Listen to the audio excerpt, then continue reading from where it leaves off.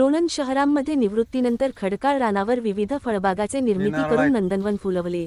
लोणंद शहरापासून ITI रोडवर खडकाळ रानावर निवृत्त प्राथमिक शिक्षक बँकेचे मॅनेजर संदीप नामदेव क्षीरसागर यांनी सन 2020 रोजी सफरचंद, सीताफळ, अंजीर, संत्रा, मोसंबी, नारळ, केळी, आवळा इत्यादी विविध फळबागांची रोपटे लावून आज रोजी फळबाग बहरले असून उत्पादन क्षमतेमध्ये उच्चांक गाठून बाजारपेठेमध्ये नावारूपास आले। त्यांच्या समवेत निवृत्त ग्रामविकास अधिकारी दिलीप क्षीरसागर यांचे मोलाचे सहकार्य लाभले। हे फळबाग पाहण्यासाठी दूरदूरचे व्यापारी या ठिकाणी येऊन माल खरेदी करतात। या फळबागेचे ग्रामस्थ, पंचक्रोशीतील शेतकरी वर्ग कौतुकाने या कुटुंबाचे अभिनंदन करीत आहेत।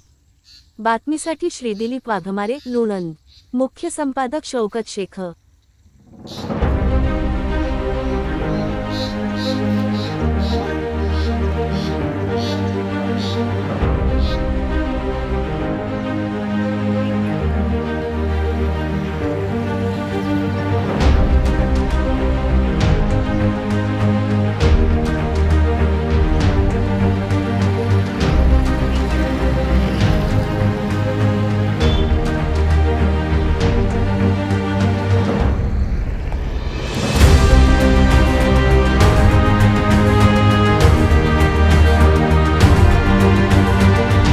आज वाघमारे सर इथं आलेले आहेत बागेची माहिती घ्यायला।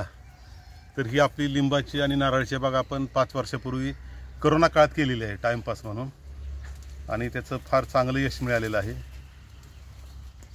याला आपण माकर साहेबांची रुद्र नर्सरीतून ही रोपं आणलेली आहेत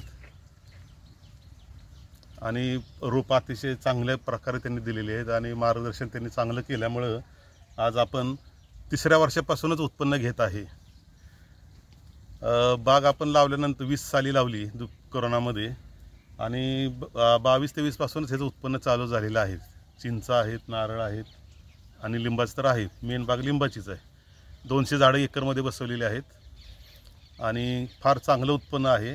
ही साई सरबती नावाची जात आहे लिंबाची, आणि 2ऱ्या वर्षापासूनच आपल्याला जर फळ धारणा सुरू झालेली आहे आणि साधारण दरवर्षी उत्पन्न वाढत चाललेलं आहे। 3ऱ्या वर्षी साधारण 50-1 हजार रुपये झाले, 4थ्या वर्षी 70-80 झाले आणि 5व्या वर्षात आपल्याला लाखाचा टप्पा ओलांडलेला आहे। आणि सर्व शेतकऱ्यांनी ऊसाच्या वगैरे मागं न लागता फळबागांचं चांगल्या पद्धतीने नियोजन करावं, ही मी सर्वांना आवाहन करतो आहे।